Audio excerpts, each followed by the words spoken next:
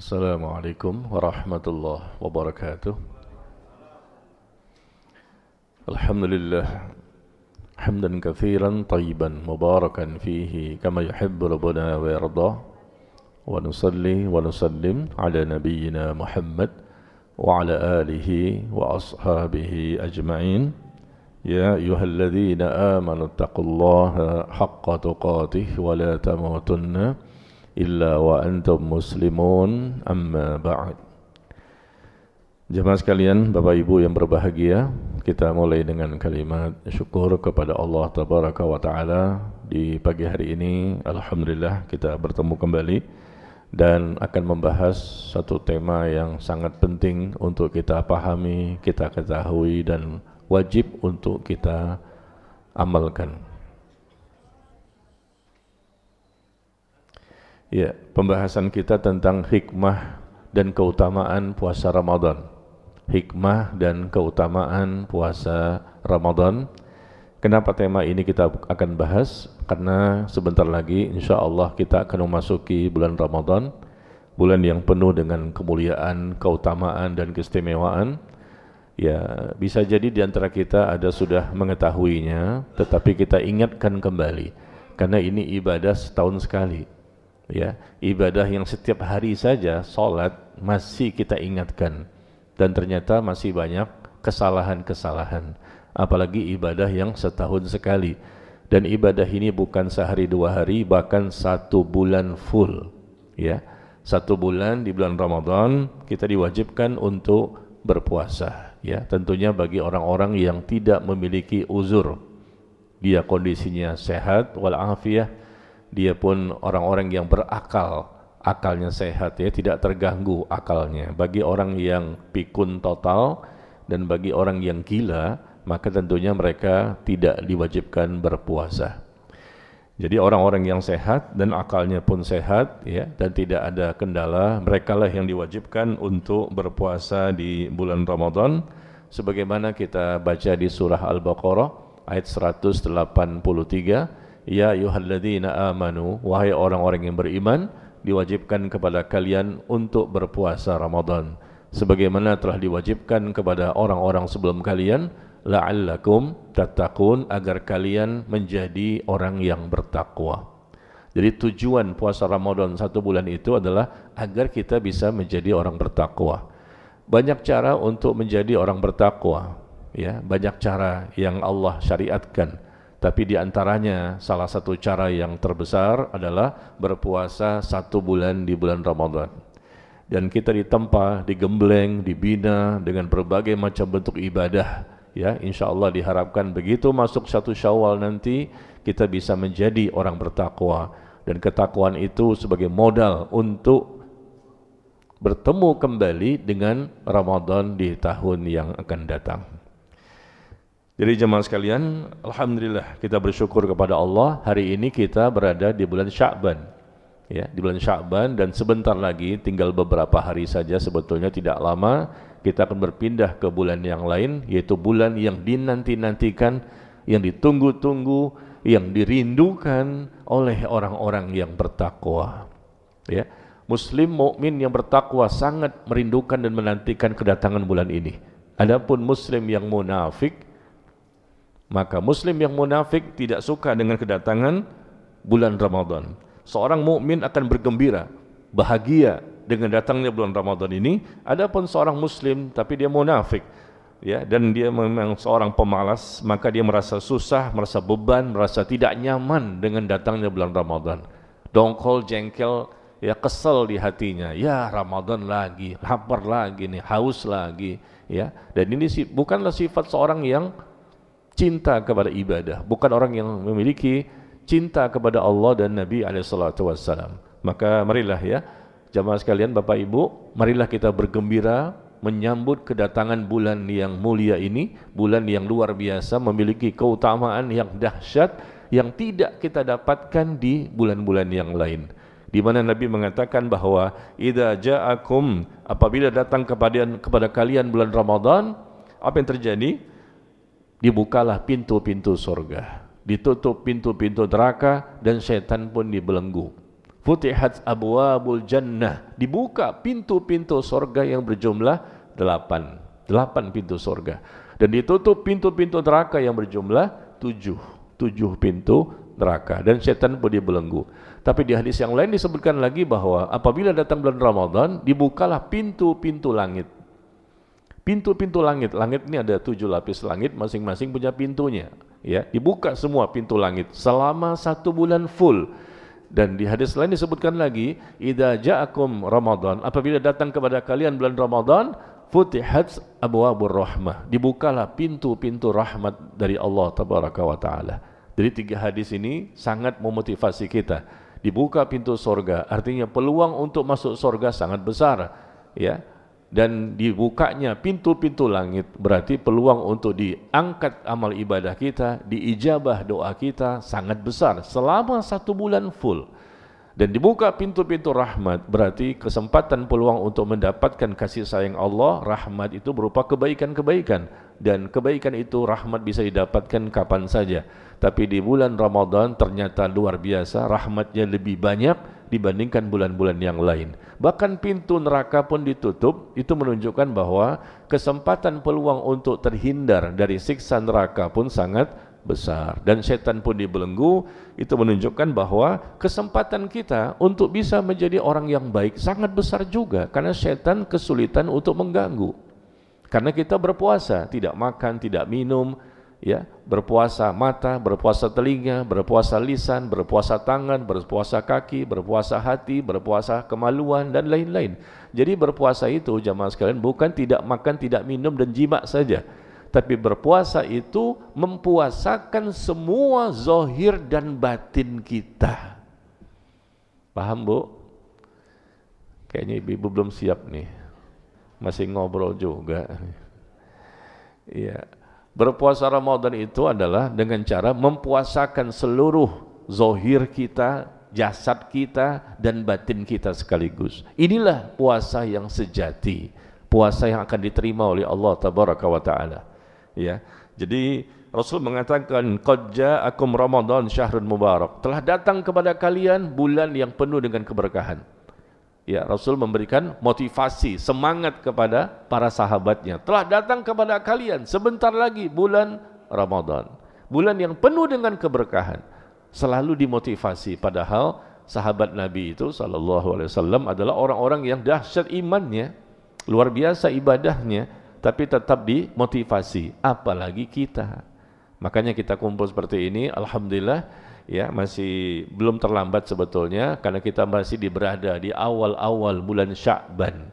Berarti kita masih bisa mempersiapkan, ya, pemanasan, pelatihan, dan persiapan yang matang, supaya nanti ketika masuk Ramadan kita akan lebih baik, ya, ibadah kita lebih banyak, ibadah kita lebih benar, ikhlas sesuai tuntunan Nabi sallallahu alaihi wasallam, dan diterima oleh Allah, akhirnya diampuni dosa dan menjadi orang yang bertakwa.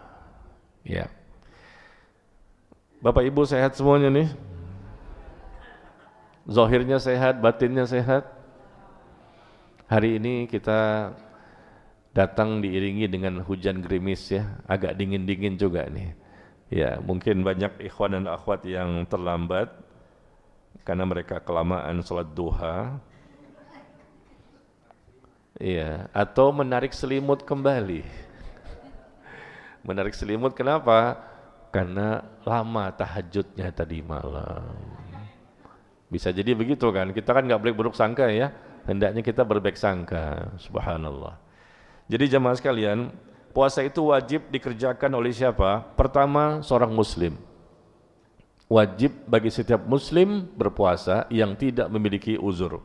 Yang kedua, mereka sudah baligh, sudah dewasa, sudah mimpi basah. Kalau belum baligh tentunya tidak wajib, tapi tentunya mereka dilatih, ya, sebagaimana sholat juga umur 7 tahun hendaknya anak-anak itu diperintah untuk sholat. Bahkan 10 tahun belum sholat dipukul. Jadi yang diwajibkan berpuasa itu seorang muslim, bukan orang kafir, ya. Dan kedua, mereka sudah baligh. Yang ketiga, mereka berakal. Bagi yang tidak berakal maka tidak wajib. Yang keempat, mampu secara fisik dan tidak menimbulkan mudarat bagi kesehatannya. Mampu secara fisiknya. Yang kelima, yang diwajibkan untuk berpuasa ini adalah orang yang mukim, menetap, dan mereka bukanlah dalam kondisi safar. Ya, kalau musafir boleh berbuka, boleh tidak berpuasa. Barangkali karena mereka kesulitan ya, perjalanan jauh keluar kota, keluar daerah, keluar negeri, maka boleh berbuka. Tapi kalau memang mereka mampu untuk berpuasa, ya mereka sebaiknya berpuasa saja, karena memang bulan Ramadan ini tidak bisa tergantikan dengan bulan-bulan yang lain. Meskipun puasanya bisa diqadha, iya, tapi pahalanya subhanallah, keberkahannya, kebaikannya sangat banyak. Ya, itu yang kelima, mukim ya. Dan yang keenam, yang diwajibkan untuk berpuasa itu adalah orang yang terbebas dari penghalang seperti haid dan nifas. Ya. Wanita tentunya, yang bagi wanita yang haid tidak wajib, nifas pun tidak wajib, ya, bahkan tidak boleh untuk berpuasa. Kalau mereka memaksakan diri untuk berpuasa, maka puasa mereka tidak sah. Nah, ini sebagai mukaddimah dulu ya, agar kita bisa memahami ternyata puasa itu luar biasa. Nanti kita akan lihat keutamaan-keutamaannya. Yang mana keutamaan tersebut tidak didapatkan pada ibadah-ibadah yang lain. Ya, subhanallah. Nah, sekarang kita lihat hikmah dan keutamaan puasa Ramadan. Puasa Ramadan ini mulai diwajibkan Bapak Ibu tanggal 10 Sya'ban tahun kedua Hijriah. Ya, ketika Rasul hijrah ke Madinah, ya, maka tahun keduanya mulailah diwajibkan puasa Ramadan, ya. Turunlah ayat ya ayyuhalladzina amanu kutiba alaikumusiyam. Wahai orang-orang yang beriman, diwajibkan kepada kalian berpuasa. Itu baru ada di tahun kedua Hijriah, tanggal 10 Sya'ban tahun kedua Hijriah, ya. Jadi di waktu di Mekah 13 tahun, Rasulullah dan para sahabat tidak berpuasa Ramadan. Belum ada perintah. Begitu hijrah ke Madinah baru ada. Nah, tahun kedua mulai diwajibkan dan Rasul wafat di tahun 11 Hijriah. Berarti Rasul berpuasa Ramadan selama hidupnya berapa kali? 9 kali. 9 kali Rasul berpuasa Ramadan selama hidupnya. Jadi jemaah sekalian berbahagia, kita bahas dulu tentang hikmah ya. Hikmah, setelah itu baru keutamaan. Apa hikmahnya? Apa manfaatnya kalau kita berpuasa Ramadan? Yang pertama jemaah sekalian adalah puasa itu sarana untuk menggapai ketakwaan. Ini hikmahnya. Kenapa kita diperintah untuk berpuasa? Wujud penghambaan kepada Allah Tabaraka wa Ta'ala dan pengagungan atas syariat Allah yang mulia. Pertama, hikmah puasa itu adalah sarana untuk menggapai ketakwaan. Karena kita diperintah untuk bertakwa. Target kita tertinggi, terbesar dan teratas selama hidup di dunia ini apa? Bukan target kita pengen paling sehat, paling kaya, paling tinggi kedudukan kekuasaannya, bukan itu target kita tertinggi. Target kita tertinggi di akhirat adalah ingin masuk ke dalam surga dan dimudahkan prosesnya. Adapun target kita di dunia sampai mati, target kita semua ini wajib hukumnya adalah ingin bisa menjadi orang bertakwa. Nah, cara bertakwa salah satunya adalah dengan kita berpuasa. Jadi Allah mensyariatkan ini untuk kita sebetulnya. Allah enggak butuh kepada manusia, tapi manusia yang butuh kepada Allah. Yang selamat nanti, yang bahagia, yang mendapatkan keberkahan, kebaikan dan lain-lain hanyalah orang yang bertakwa. Kalau tidak bertakwa, amal tidak diterima. Karena pasti amalnya salah, tidak sesuai syariat. Orang bertakwa itu amalnya pasti benar. Mereka ikhlas niatnya dan tata cara ibadahnya pun sesuai sunnah, sesuai syariat yang Nabi ajarkan. Ini hikmah yang pertama. Makanya kita berlomba-lomba ini. Kita lakukan puasa Ramadan di tahun ini, mudah-mudahan lebih baik ya dibandingkan tahun-tahun sebelumnya. Karena ini sarana yang luar biasa untuk mendapatkan ketakwaan. Kita dilatih untuk sholat 5 kali sehari, 5 kali sehari, 5 kali sehari. Haji sekali seumur hidup yang diwajibkan. Zakat cuma sekali dalam setahun. Ya. Kemudian kita lihat tentang puasa. Ternyata puasa itu 1 bulan. Puasa wajib ya, yang wajib 1 bulan. Luar biasa itu. Itu caranya Allah untuk supaya kita ini bisa menjadi orang bertakwa. Ini hikmahnya. Jadi wujud penghambaan kepada Allah dan pengagungan atas syariatnya yang mulia. Yang kedua, hikmah kita berpuasa adalah dalam rangka untuk mensyukuri nikmat Allah. Sarana untuk bersyukur. Cara bersyukur itu adalah dengan cara mendekatkan diri kepada Allah. Karena Allah memberikan begitu banyak nikmat kepada kita kan. Nikmat zahir, nikmat batin. Begitu banyak nikmat yang tidak mungkin kita sebutkan satu persatu. Cara bersyukur semakin taat. Cara bersyukur semakin menjauhi dosa dan kemaksiatan. Semakin mendekatkan diri kepada Allah dengan berbagai macam ibadah yang wajib maupun yang sunnah. Jadi hikmah yang kedua, hikmah puasa inilah sarana untuk mensyukuri nikmat Allah yang telah Allah berikan kepada kita sekian lama. Allah perintahkan ini caranya bersyukur, yaitu dengan cara berpuasa di bulan Ramadan. Yang ketiga, hikmah berpuasa ini adalah untuk melatih diri kita dalam meredam syahwat. Melatih diri kita meredam syahwat. Karena syahwat ini kalau tidak diredam sangat berbahaya. Bukan dihilangkan ya, tapi dikendalikan. Kita tidak makan, tidak minum, syahwat itu menurun. Tapi begitu makan yang banyak, minum yang banyak, maka syahwat pun naik. Dan ketika syahwat naik karena kebanyakan makan, kebanyakan minum, dan kalau tidak bisa mengendalikan, menjadi sarana bagi syaitan untuk menjatuhkan manusia kepada dosa. Salah satu cara untuk menjatuhkan manusia kepada dosa adalah bagaimana ketika manusia itu memiliki syahwat yang tinggi, hawa nafsu yang tinggi, yang tidak bisa dikendalikan. Nah ini puasa, ini cara kita untuk melatih diri kita untuk meredam syahwat. Karena orang yang tidak makan, tidak minum dari subuh sampai maghrib, insya Allah syahwatnya menurun, sehingga keinginan untuk berbuat maksiat pun jadi berkurang. Kalau puasanya benar. Karena ada juga orang yang berpuasa, Bu. Puasa-puasa, ya maksiat terus. Atau sholat juga kan? Sholat, tapi maksiat terus. Karena bisa jadi sholatnya nggak benar. Puasanya pun tidak benar. Sehingga nggak ada hasil.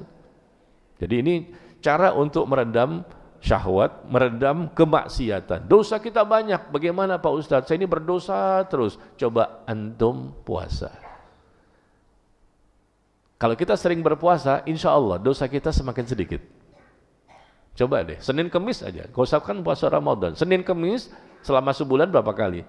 8 kali kan? Senin Kemis, 8 kali sebulan. Itu saja sudah bisa meredam syahwat, bisa meredam, bisa meminimalisir tingkat dosa. Kok bisa? Coba tanyakan kepada orang-orang yang sudah terbiasa puasa sunnah. Senin Kemis aja, apa tambah lagi Ayyamul Bid? Apalagi puasa Daud. Puasa Daud ini kan kayaknya sari puasa sari tidak ya. Ini kayaknya kebiasaan Bapak Ibu di sini kayaknya. Saya agak malu menyebutkan ini. Karena memang menjadi ibadah rutinitas lah ya Bapak Ibu ya. Sari puasa, sari enggak, sari puasa ya Pak ya. Masya Allah, rutinitas itu. Jamaah masjid husnul khotimah. Jadi kalau kita bicara puasa sunnah, jangan deh di sini deh. Kayaknya puasa sunnah itu udah lewat lah. Udah lewat lah. Ya, karena semua sudah menjadi kebiasaan ya. Masya Allah. Iya, seperti itu kan. Jadi subhanallah ya, melatih diri untuk meredam kemaksiatan. Semakin sering berpuasa, insya Allah kemampuan kita untuk bisa meminimalisir dosa bisa. Insya Allah dengan izin Allah. Tapi dengan syarat tentunya puasanya benar. Ya, kalau puasanya nggak benar, ya tentunya nggak bermanfaat. Sama seperti sholat tadi. Sholat sih sholat, STMJ kan. Sholat terus maksiat jalan. Ya, STMJ jadinya. STMJ itu enak sebetulnya. Susu, telur, madu, jahe kan. Dingin-dingin begini apalagi enak banget ya. Tapi kalau artinya sholat terus maksiat jalan, ya tidak bermanfaat. Dosa. Justru semakin sholat semakin berdosa. Semakin berpuasa semakin berdosa. Kenapa? Karena caranya salah, sembarangan, asal-asalan, tidak mau berilmu. Nah, seperti itu. Jadi kalau benar pasti dengan izin Allah ya, diterima amalnya dan diberkahi hidupnya, diberikan ketenangan, kebahagiaan, keberkahan dan kebaikan. Dan dia bisa meredam syahwat, meredam kemaksiatan-kemaksiatan. Bukan berarti nggak punya dosa ya, nggak mungkin. Kita pasti berdosa lagi. Tapi insya Allah kalaupun berdosa lagi cuma dosa kecil, dan dosa kecilnya pun semakin hari semakin sedikit. Bapak Ibu seperti itu kan? Dosanya sedikit kan? Betul nggak Bapak Ibu? Dosanya sedikit kan? Iya, dosanya sedikit, dikit-dikit dosa, dikit-dikit dosa. Iya, itu suuzon namanya ya. Taib. Jadi hikmah puasa untuk menggapai ketakwaan. Yang kedua, sarana mensyukuri nikmat Allah. Yang ketiga, puasa itu melatih diri untuk meredam syahwat, ya, dosa dan maksiat. Yang keempat, apa hikmah kita berpuasa Ramadan dan puasa-puasa lainnya? Ya, terutama puasa Ramadan, karena puasa yang lain itu kan cuma sedikit ya. Ya, Senin Kamis, Ayyamul Bid cuma 3 hari. Ya, paling banyak puasa Daud. Puasa Daud itu cuma 15 hari Bapak Ibu. Dalam sebulan cuma 15 hari, ya kan? 15 hari dalam sebulan. Sedangkan puasa Ramadan 30 hari. Nah, ya kan? Jadi lebih banyak puasa Ramadan. Nah, apa hikmahnya? Melembutkan hati dan menjernihkan pikiran. Seseorang yang terbiasa berpuasa, puasa sunnah, bahkan puasa Ramadan, insya Allah hatinya lembut.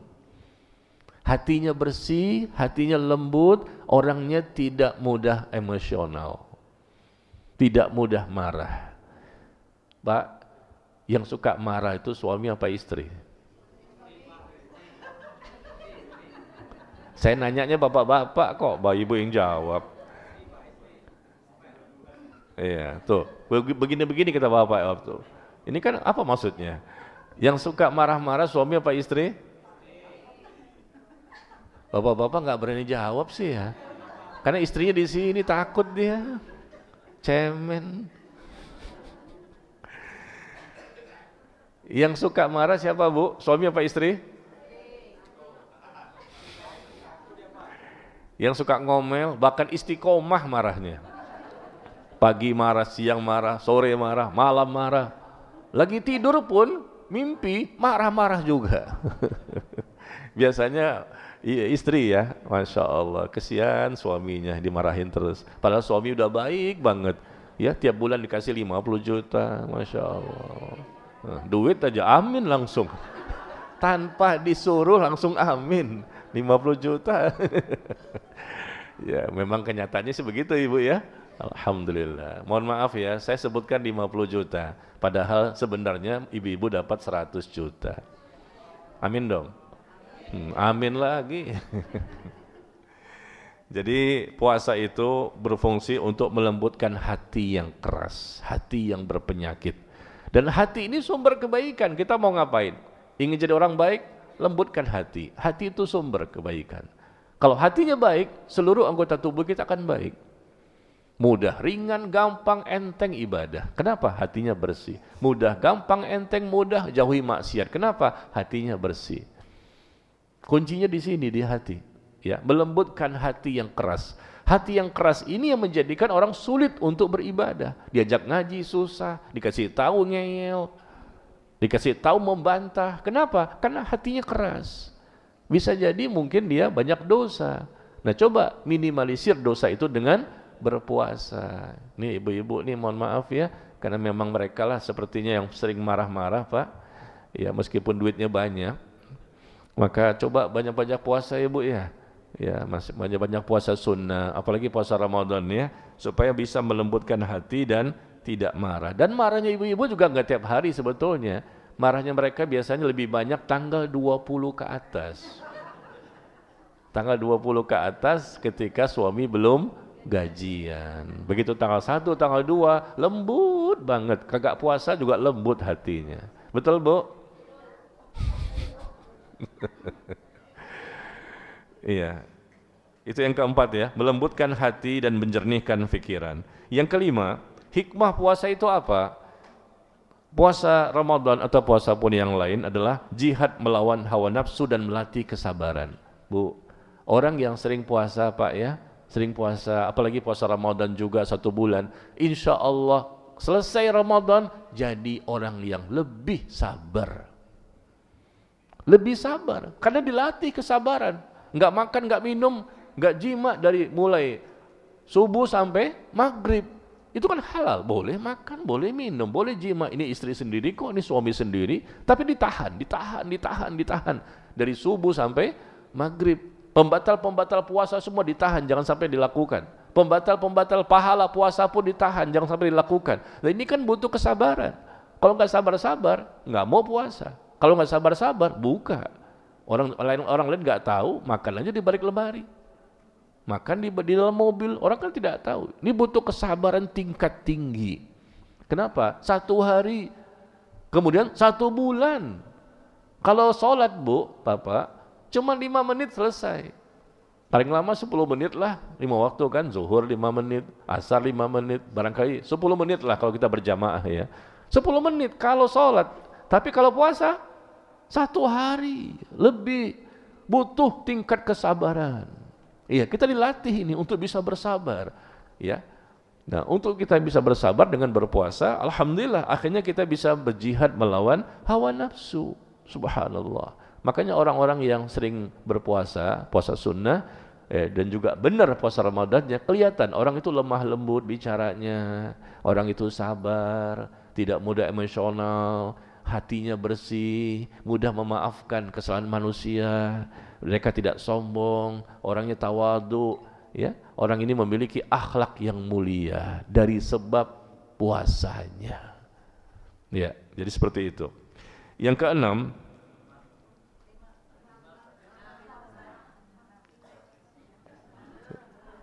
ibu bapak beda-beda, 5 apa 6? 6. Saya ulang lagi nih, pertama, puasa adalah sarana menggapai ketakwaan. Yang kedua, sarana mensyukuri nikmat Allah. Yang ketiga, puasa itu melatih diri untuk meredam syahwat dan maksiat. Ya, yang keempat, melembutkan hati dan menjernihkan pikiran. Yang kelima, puasa adalah jihad melawan hawa nafsu dan melatih kesabaran.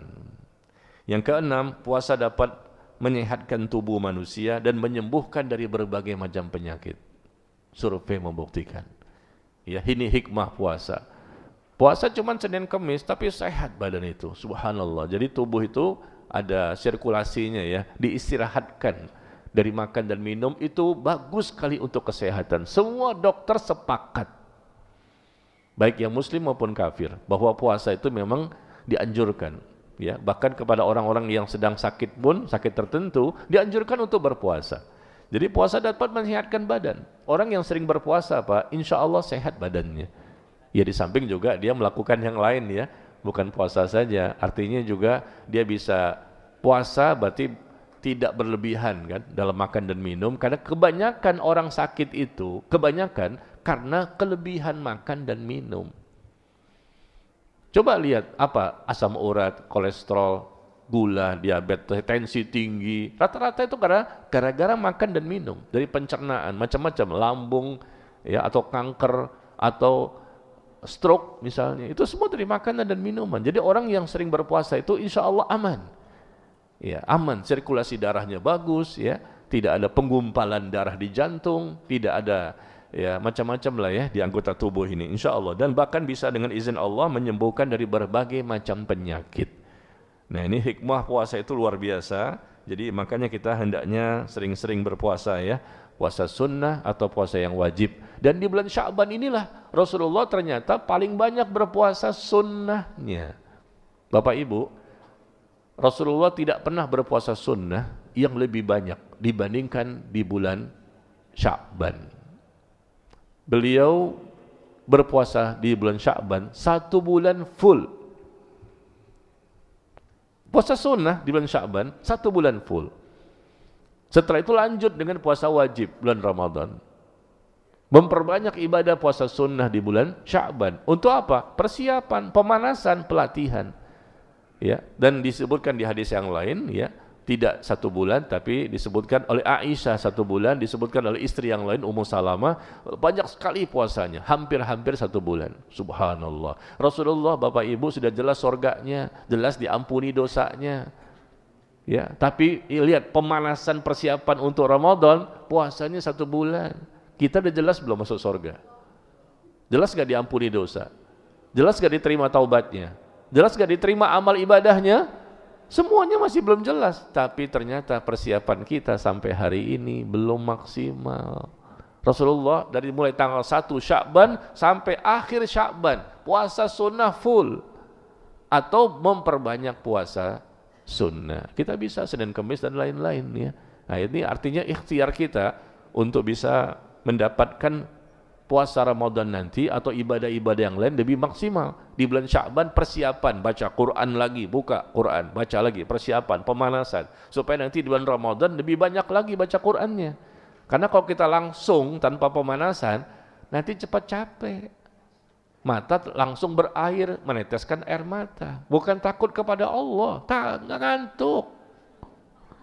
Bukan takut kepada Allah, ngantuk. Baru sebaris, dua baris, tes.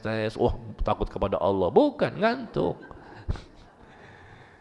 Enggak ada persiapan pelatihan ya. Kita kan pengen khatam ya Bu ya. Ibu-ibu khatam enggak Bu ketika bulan Ramadan? Berapa kali Bu? Bapak, berapa kali mengkhatamkan Al-Quran? Ya, jangan disebutkan ya. Takut riya Pak Ustadz. Tapi saya memperkirakan mungkin 20 ada kali. Ada 20 kali mengkhatamkan Al-Quran? Ya, bilang iya, takut riya. Bilang enggak, memang kagak. Jangan tersinggung ya. Karena memang kita ini masih pagi Pak, masih dingin Pak. Dan saya ingin membuka mata Bapak dan Ibu sekalian. Karena kayaknya agak capek ya. Matanya masih kelap-kelip, belum settle nih. Karena akibat ngantuk karena capek tahajud tadi malam. Makanya ada bercanda-bercanda dikit gak apa-apa ya. Masya Allah, ini suasananya dingin banget ini. Dinginnya karena hujan apa AC ya? Kok saya meringkel dari tadi mulai ini begini aja. Ngantamnya ke saya ini. Dingin kaki saya ini Masya Allah ya. AC-nya berapa dia? Ada 7 ya. Sebelah sini aja Pak, dikurangi Pak. Dari tadi saya begini aja nih.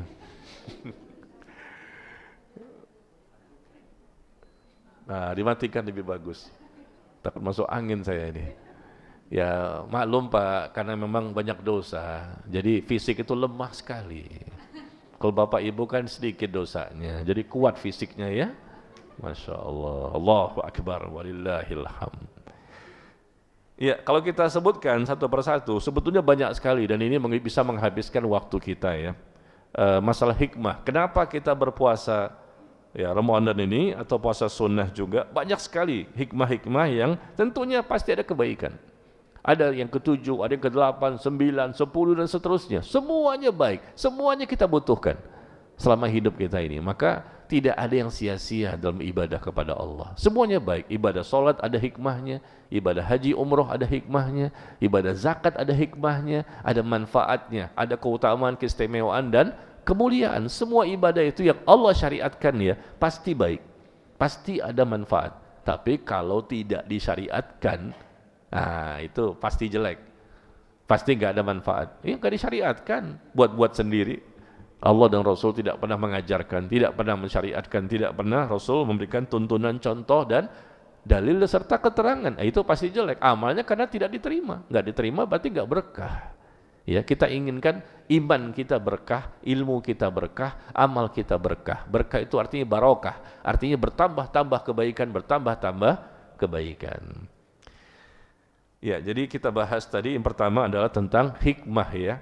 Dan hikmah sekali lagi banyak sekali yang tidak bisa kita sebutkan satu persatu. Tadi kita sebutkan berapa Bah? Semuanya? 6 ya, cukup 6 sajalah. Nah, hikmah yang bisa kita bahas karena kita ingin membahas yang lain, yaitu tentang keutamaan. Keutamaan puasa Ramadan apa saja. Ya, kita sampaikan di sini kenapa? Karena bisa jadi akan lebih memotivasi kita, lebih semangat nanti ketika kita menyambut bulan Ramadan ya. Dan tentang keutamaan ini saya akan posting artikelnya. Di mana Bu? Udah hafal ya. Silakan Bapak Ibu lihat di Telegram saya. Sosial media saya, Telegram ya, Telegram Najmi Umar Bakar. Saya akan posting baru selesai tadi malam saya tulis tentang keutamaan puasa Ramadan. Hikmah tadi saya nggak tulis ya, saya sampaikan dengan lisan saja, tapi yang keutamaan saya tulis. Keutamaan puasa Ramadan, silakan lihat di Telegram saya, Najmi Umar Bakar. Bapak Ibu punya Telegram nggak? Hah? Syaratnya harus punya handphone ya, dan punya kota. Baik, kita baca bersama.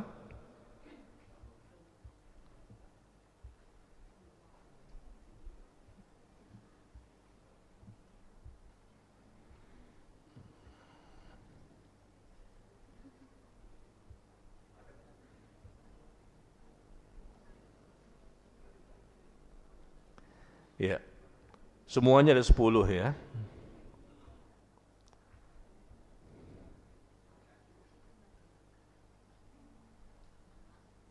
Ya, yang saya posting baru 5. Baik, kita sama-sama bahas. Keutamaan puasa Ramadan itu apa? Mudah-mudahan menjadikan kita motivasi, semangat, sungguh-sungguh dan akhirnya bisa maksimal ya ibadah kita nanti. Pertama, puasa itu jalan meraih takwa.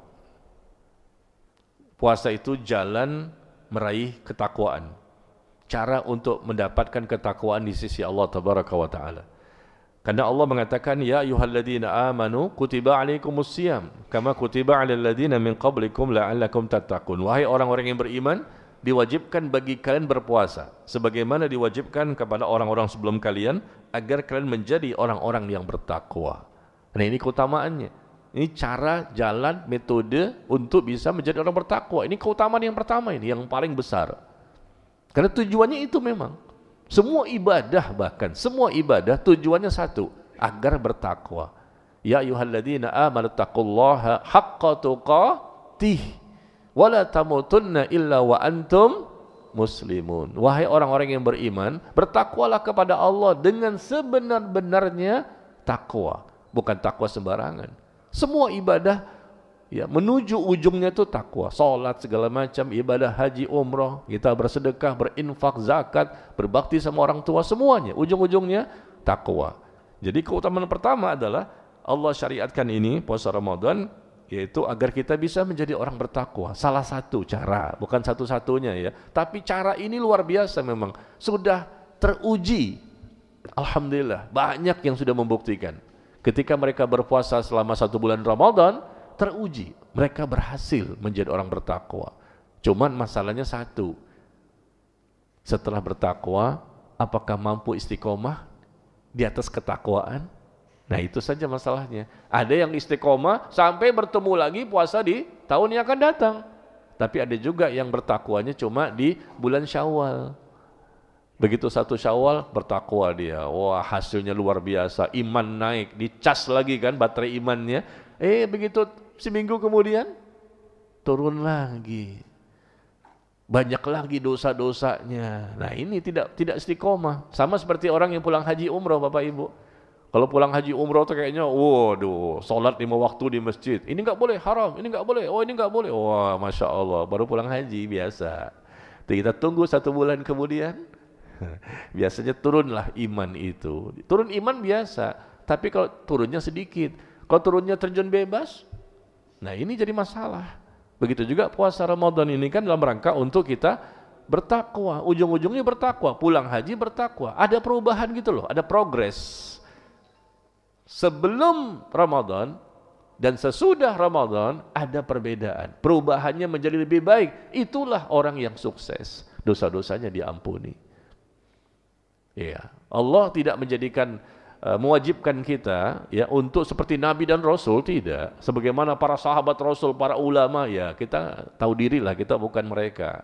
Tapi Allah mewajibkan kita adanya perubahan yang banyak lebih baik. Sebelum Ramadan seperti ini, setelah Ramadan beda lagi. Kenapa? Karena digojlok gitu loh, ditempa, digembleng 1 bulan itu full untuk mendekatkan diri kepada Allah, sehingga begitu Syawal dahsyat lagi lebih baik, dan ketakwaan itu bisa dipertahankan sampai ketemu lagi Ramadan yang akan datang, atau dipertahankan sampai datang kematian. Bisa Bapak Ibu? Bisa diistiqomahkan ketakwaan ini? Sekarang sudah bertakwa belum?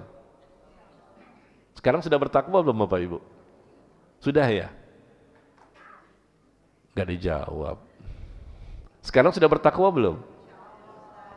Baik, karena sudah bertakwa, maka kita akhiri pertemuan kita. Kita pulang aja yuk. Karena sudah bertakwa semua, ngapain lagi saya belum bertakwa, Bapak Ibu sudah. Gimana, sudah bertakwa belum?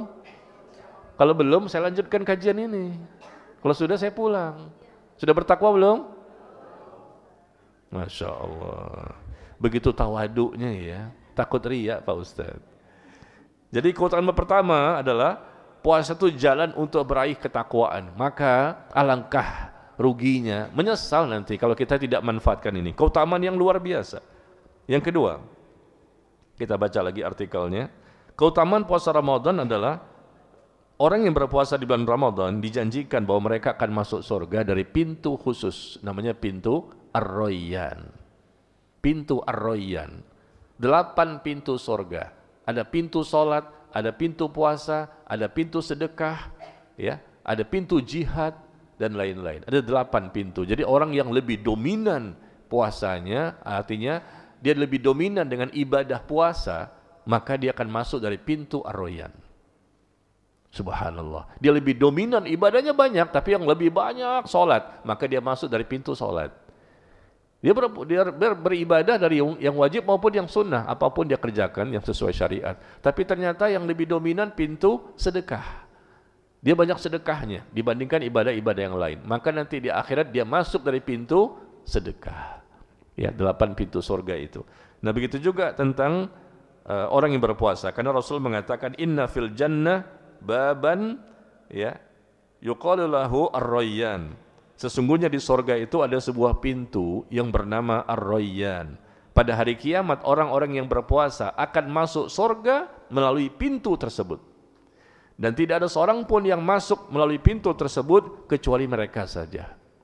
Kecuali mereka saja, orang-orang yang banyak berpuasa ini. Baik puasa sunnah maupun puasa Ramadan yang wajib. Jadi sifatnya puasanya yang wajib dan sunnah ya. Ini pintu Ar-Rayyan bukan hanya untuk puasa Ramadan saja. Artinya orang yang banyak berpuasa, yang wajib maupun yang sunnah. Dan hanya mereka saja yang boleh. Dikatakan kepada mereka, di mana orang-orang yang berpuasa? Dikatakan kepada mereka, di manakah orang-orang yang berpuasa? Aina shaimun, aina shaimun, di mana orang-orang yang berpuasa? Maka orang-orang yang berpuasa pun berdiri dan tidak ada seorang pun yang masuk melalui pintu tersebut kecuali mereka. Jika mereka sudah masuk, pintu tersebut ditutup dan tidak ada lagi seorang pun yang masuk melalui pintu tersebut. Alhamdulillah ya. Kita kan nggak tahu ini. Mudah-mudahan sih masuk surga ya. Kita akan berharap dengan sangat berharap, bukan sekedar masuk, tapi dimudahkan tanpa dihisab, tanpa diazab. Kita tidak mau mampir dulu sebentar ke neraka ya, nggak mau. Nauzubillah min dzalik. Masuk surga tanpa dihisab, tanpa diazab. Target kita seperti itu, dimudahkan prosesnya menuju ke surga, bahkan surga yang tertinggi, surga Firdaus. Bapak Ibu, mendingan mana, bagusan mana? Surga Firdaus atau komplek Tanjung Mas Raya? Hah? Mana yang lebih bagus? Mau yang mana? Surga Firdaus atau tinggal di perumahan Tanjung Mas Raya? Mana yang lebih bagus Bapak Ibu? Ya surga Firdaus lah, Masya Allah. Surga yang tertinggi, terbesar, surga yang tertinggi, terindah, ternikmat dibandingkan surga-surga yang lain. Ya, baik. Jadi ini keutamaan yang kedua, masuk dari pintu surga yang bernama Ar-Rayyan yang dikhususkan bagi orang-orang yang berpuasa. Yang ketiga, innamas siyam junnah. Puasa itu penghalang dari siksa neraka. Puasa bisa menjadi penghalang dari siksa api neraka. Puasa itu perisai yang dapat melindungi seorang hamba dari api neraka, kata Nabi SAW. Puasa menjadi penghalang dari siksa neraka. Orang itu tidak akan dimasukkan ke neraka dengan sebab dia ibadah puasanya benar. Ya, ibadah puasa yang berkaitan dengan Ramadan atau puasa sunnah. Ya. Maka mari sama-sama, karena kita ingin terhindar dari neraka, kita perbanyak ibadah puasa sunnah, apalagi ibadah puasa Ramadan. Cuman aneh ya, ada orang yang berlomba-lomba berpuasa Ramadan, Masya Allah Bapak Ibu, tapi sholatnya tidak dikerjakan. 1 bulan full dia berpuasa, tapi 1 bulan full juga tidak sholat. Itu saya dapatkan orang-orang itu. Saya tanya kepada teman-temannya, kamu kan, karena saya lihat mereka ke masjid gitu, kamu gimana teman-teman yang lain? Mereka puasa. Oh puasa Pak Ustadz. Sholat enggak? Nah kalau sholat enggak. Nah ya Allah. Kok bisa begitu ya? Puasa sih puasa dia, nggak makan, nggak minum, dan mereka tidak membatalkan puasanya, tapi ternyata tidak sholat. Gimana ini bisa mendapatkan penghalang dari neraka, mendapatkan pintu ar-Rayyan, bisa menjadi orang bertakwa? Masih ada kaum muslimin yang seperti itu, yang tidak paham, lebih mengedepankan dunia dan syahwatnya. Na'udzubillah min dzalik ya. Padahal jangankan tidak sholat bu, bapak, orang berpuasa tapi berbohong, berpuasa tapi bermaksiat dengan dosa-dosa besar, menyebabkan pahalanya hilang. Puasanya tidak batal, sah puasanya, tapi gara-gara ketika sedang berpuasa dia melakukan perbuatan dosa maksiat yang dosa besar. Akhirnya apa? Puasanya tidak berpahala. Allah tidak butuh dia meninggalkan makan, minumnya, syahwatnya. Ketika dia berdusta, Rasul mencontohkan dusta saja di hadis yang menyebabkan pahala puasa tidak ada. Apalagi meninggalkan sholat. Nah, seperti itu ya. Tapi ini penghalang dari siksa api neraka. Barang siapa melakukan puasa 1 hari saja di jalan Allah dengan ikhlas sesuai tuntunan syariat, dia menjaga dirinya dari kemaksiatan, maka Allah akan menjauhkannya dari neraka sejauh perjalanan 70 tahun. 1 hari saja dijauhkan dari neraka sejauh perjalanan 70 tahun. 70 tahun akhirat ya, bukan dunia. 1 hari di akhirat sama dengan 1000 tahun di dunia. 1 hari Bapak Ibu di akhirat hitungannya sama dengan 1000 tahun di dunia. Nah, kalau dijauhkan dari neraka selama perjalanan 70 tahun akhirat, berapa tahun di bumi itu? 1 hari saja sama dengan 1000 tahun. Apalagi 70 tahun di akhirat. Dijauhkan dari neraka sejauh itu. Kalau dia berpuasa 1 hari, apakah puasa Ramadan atau puasa yang sifatnya sunnah? Ya. Yang keempat, keutamaan yang keempat, berpuasa Ramadan ini akan mendapatkan pengampunan dosa. Mendapatkan pengampunan dosa karena Rasul mengatakan man shoma ramadhana imanan wa ihtisaban ghufira lahu ma taqaddama min dzambi. Barang siapa berpuasa Ramadan atas dasar iman, dia percaya, dia yakin, tidak ragu-ragu bahwa ini memang disyariatkan oleh Allah, dan dia pun niatnya ingin mengharapkan pahala, ingin dapat pahala dari Allah. Karena Allah dia berpuasa, ingin mendapatkan pahala dari Allah saja, maka dosanya yang telah lalu akan diampuni. Dosa apa ini Bapak Ibu? Dosa kecil atau dosa besar? Dosa kecil ya, dosa kecil. Semua ibadah itu menggugurkan dosa kecil kalau diterima ya. Adapun dosa besar hanya bisa tergugurkan dengan sebab taubat nasuha. Makanya ketika kita berpuasa, kita juga bertaubat. Berhaji, kita bertaubat. Kita sholat, kita bertaubat. Supaya dosa kecil dan dosa besar digugurkan semuanya. Yang kelima, keutamaan kelima dari ibadah puasa Ramadan ini adalah pahala puasa Ramadan ini, pahala puasa tidak terhingga. Ini dahsyat luar biasa ini. Pahala puasa itu tidak terhingga, tidak ada yang tahu seberapa besar pahalanya kecuali Allah. Kita baca di hadis ini, kullu amal ibni Adam yudha'afu. Setiap amal kebaikan yang dilakukan oleh manusia, setiap amal kebaikan apapun yang disyariatkan itu dilipat gandakan pahalanya 10 kebaikan sampai 700 kali lipat. 10 sampai 700 kali lipat. Pahala sholat, pahala sedekah, pahala berbakti sama orang tua, ya, pahala haji, umroh, semuanya 10 sampai 700 kali lipat, dilipat gandakannya. Ya, tapi Allah tabarak wa ta'ala berfirman, kecuali puasa, illa saum fa innahu li wa ana ajzi bih. Kecuali puasa, karena amalan puasa itu tujuannya untukku dan aku sendiri yang akan membalasnya. Subhanallah, disebabkan dia telah meninggalkan syahwat dan makanan karena diriku. Kecuali puasa, yang lain 10 sampai 700. Kecuali puasa tidak disebutkan berapa besarnya. Karena dalam puasa ini dibutuhkan perjuangan dan pengorbanan yang lebih besar. Tidak makan, tidak minum, tidak jima, dia meninggalkan hal-hal yang halal. Dia menjauhi perbuatan dosa dan maksiat. Waktunya panjang dari subuh sampai maghrib. Ya, kan tadi saya katakan bahwa kalau sholat itu kan cuma 5 menit atau 10 menit ya. Tapi ini panjang, subuh sampai maghrib dia menjaga dirinya, jaga mata, jaga telinga, jaga lisan, jaga tangan, kaki, hati dan kemaluan. selama waktu itu. Tapi bukan berarti setelah maghrib bebas lagi. Ya, tapi paling tidak selama dia berpuasa itu betul-betul dia menjaga dirinya, dan itu bukan sehari 2 hari, selama 1 bulan. Maka ini ada pahala spesial bagi mereka yang Allah tidak informasikan. Kita baca di bawahnya lagi. Diriwayatkan dari Abu Umamah Al-Bahili radhiyallahu anhu, dia telah berkata, "Ataitu Rasulullah sallallahu alaihi wasallam faqultu." Aku mendatangi Rasulullah sallallahu alaihi wasallam, lalu aku berkata kepadanya, "Ya Rasulullah, tunjukkan kepadaku suatu amalan yang dapat aku ambil darimu. Tunjukkan kepadaku, informasikan kepadaku." Maka beliau menjawab, "Hendaknya kamu berpuasa. Alaika bis-shaum." Ya, hendaknya kamu berpuasa karena puasa itu tidak ada tandingan pahalanya. Apa ini kurang? Karena puasa itu tidak ada tandingan pahalanya. Pahala puasa itu besar sekali. Ya, subhanallah. Kenapa? Dalam ibadah puasa terkumpul 3 macam kesabaran.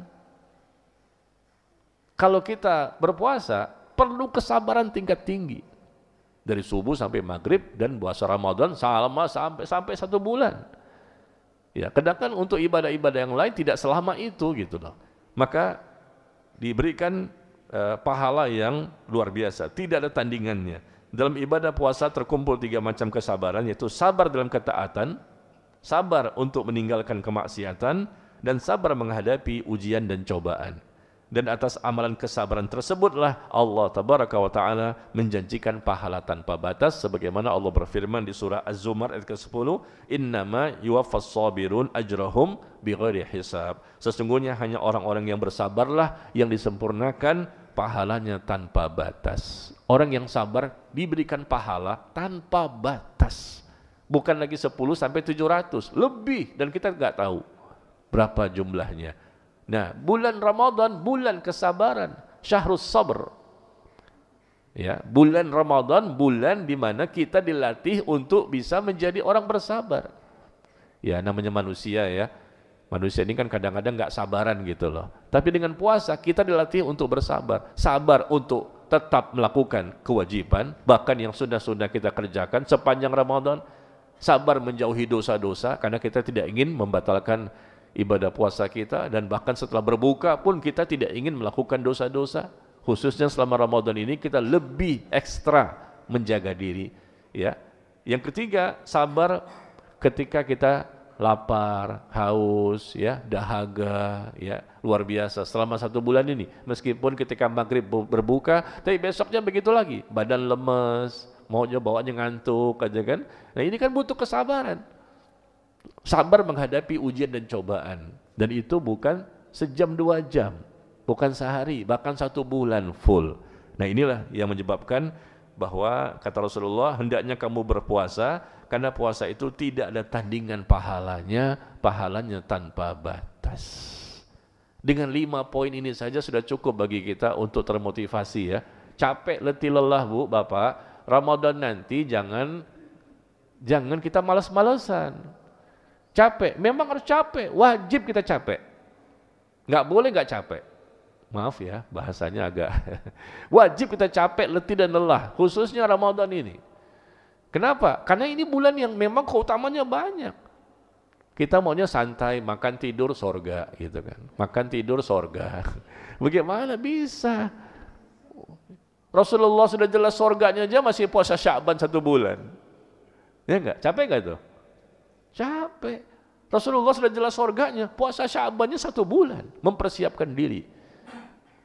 Tahajudnya luar biasa. Ketika sakit pagi-pagi, Anas bin Malik melihat wajah Rasul itu pucat. Engkau sakit ya Rasulullah? Iya. Tapi tadi malam, alhamdulillah, aku bisa sempat membaca Al-Baqarah, Ali Imran, An-Nisa, Al-Ma'idah, Al-An'am, Al-A'raf, Al-Anfal, sampai At-Taubah. Lagi sakit tuh. Sampai At-Taubah ini sholatnya lagi sakit, pagi-pagi pucet. Kita kagak sakit Al-Baqarah kagak. Paling 2 ayat. 2 ayat terakhir atau 2 ayat di awal. Alif Lam Mim, dzalikal kitab. Ya. Langsung takbir, Allahu Akbar. Baru 2 ayat. Rasulullah lagi sakit, sudah jelas surganya. Mohon maaf ya, ini kan saya memotivasi diri saya sendiri dan seluruh yang hadir ya. Jangan tersinggung ya. Bulan Ramadan tuh bulan memang wajib untuk capek, letih dan lelah. Jangan mengharapkan enak gitu loh. Enggak bisa. Semua orang berjuang, berkorban. Yang sudah jelas-jelas berjuang, berkorban, mati-matian, habis-habisan, masih takut. Waduh, jangan-jangan saya masuk neraka, jangan saya mendapat siksa kubur. Ya Allah, mau mati nangis tuh para sahabat. Sahabat ini nangis ketika mau mati. Para ulama juga nangis, Imam Asy-Syafi'i juga menangis ketika akan mati. Padahal beliau selama Ramadan ini 60 kali khatam Al-Quran. Sehari 2 kali, sehari 2 kali, sehari 2 kali menghatamkan Al-Quran. Sekali duduk 8 jam. Khatam Quran itu, baca Quran dengan hafalannya, sekali duduk tuh 8 jam selesai. Bagi orang yang hafalnya bagus, bacanya bagus ya. 2 kali khatam berarti ditambah lagi jadi 16 jam. Sehari berapa? 24 jam. Tinggal 8 jam sisanya untuk tidur sebentar, tambah lagi ibadah-ibadah yang lain. Masya Allah, capek gak tuh? Capek itu. Kita baru baca 1 baris, 1 halaman, aduh pinggang sakit. Iya, mata juga pedih, ya. Jam 2 lagi jam 1 siang, AC hidup. Kipas angin hidup. Ya udah tidur. Sampai jam berapa bangunnya? Jam 5. Bablas asarnya. Ya, itu rutinitas lagi selama 1 bulan. Makan tidur ya, karena puasa. Puasa kan tidur itu kan ibadah, Pak Ustadz. Ibadah, itu hadis palsu. Tidur itu ibadah. Memang tidur itu ibadah ya kalau diniatkan karena Allah. Tapi kalau menyandarkan kepada hadis, karena memang ada hadisnya. Tapi ternyata hadis itu palsu karena ada rawinya yang suka berdusta. Tidur boleh, bahkan disyariatkan ya, tapi jangan kebanyakan, khususnya ketika Ramadan. Ya, mudah-mudahan ini sama-sama nih. Pokoknya capek deh selama sebulan itu kita ibadah ya. Siap? Siap untuk capek ibadah selama Ramadan? Kurangi tidur, terutama di waktu malam. Ya, siang-siang tidur sebentar nggak apa-apa atau pagi ya. Tapi di waktu malam kita kurangi. Jangan sama gitu loh kondisi kita seperti sebelum Ramadan. Ayo nih, sama-sama nih. Ya, karena kita apa? Kita ingin mendapatkan ini keutamaan. Ini baru 5, ada 5 lagi keutamaan berikutnya. Subhanallah ya. Karena kita pengen selamat, pengen jadi orang bertakwa. Karena kita udah puluhan kali berpuasa Ramadan. Alhamdulillah kita diberikan izin ya, puluhan kali, kan kita udah lama nih, umur kita kan sudah banyak di dunia, tapi ternyata mohon maaf kita bisa evaluasi, ya ibadah saya masih begitu-gitu aja, baca Quran cuma sekali doang khatamnya, sekali itu pun sekali pasang status di WhatsApp, alhamdulillah nih bisa khatam Quran, ngapain kasih tahu orang lain, afwan nih jangan ganggu ya, lagi baca Quran nih, pasang status di WhatsApp. 1 bulan full umrah Ramadan di Mekah dan Madinah, Masya Allah 1 bulan. Tapi foto-foto, video-videokan dirinya ketika berada di sana. Itu saya lihat Pak, ada ikhwan sunnah yang begitu. Karena saya buka Instagramnya, saya lihat, wah ternyata dia lapor-lapor nih ibadah, lagi sujud, ya ada fotonya, lagi doa depan Ka'bah, ada fotonya. Lagi makan buka puasa di Madinah, ada fotonya. Ngapain? Orang kan nggak tahu dia ibadah di sana. Ya Allah, yang udah ngaji masih begini loh. Bagaimana yang nggak ngaji suka menampakkan ibadah-ibadahnya? Lagi tawaf di foto depan Ka'bah, samping Ka'bah, atas Ka'bah. Kalau bisa, ternyata nggak bisa gitu. Coba kalau dipersilakan masuk ini ya, pintu Ka'bah dibuka, kita dipersilakan masuk. Wah langsung, tolong dong foto-foto saya. Foto saya depan Ka'bah, langsung pintu karena kebuka nih. Saya masuk surga nih. Bukan masuk surga, masuk pintu Ka'bah. Ya, minta difoto sama orang lain. Ya Allah, sembunyikan itu. Karena apa? Hati ini gampang berubah niatnya. Setengah detik yang lalu kita ikhlas, setengah detik kemudian, cepat sekali. Udah langsung riya, pamer. Cepat berubah. Ini tempat godaan syaitan yang terbesar. Pertama kali godaan syaitan, fitnah, berdosanya kita itu dari mana asalnya? Dari sini. Siapapun yang berbuat dosa, awalnya dari sini, dari hati. Makanya kita bentengi hati kita. Jangan gampang-gampang kita untuk dibuka pembentengan itu. Ya, seperti itu ya. Jadi kalau orang yang capek atau mungkin dia letih lelah selama Ramadan, memang wajib seperti itu. Jangan kita anggap ya bersantai-santai, ya nggak boleh seperti itu. Karena memang kita berhadapan dengan bulan yang mulia. Di hari-hari biasa saja kita juga nggak boleh terlalu santai ya, karena kita tahu bahwa hidup ini adalah sementara, tidak lama, dan kita perlu ada usaha yang maksimal agar kita bisa mendapatkan keselamatan. Dan orang yang usaha maksimal mati-matian, habis-habisan, inilah yang akan mendapatkan husnul khotimah.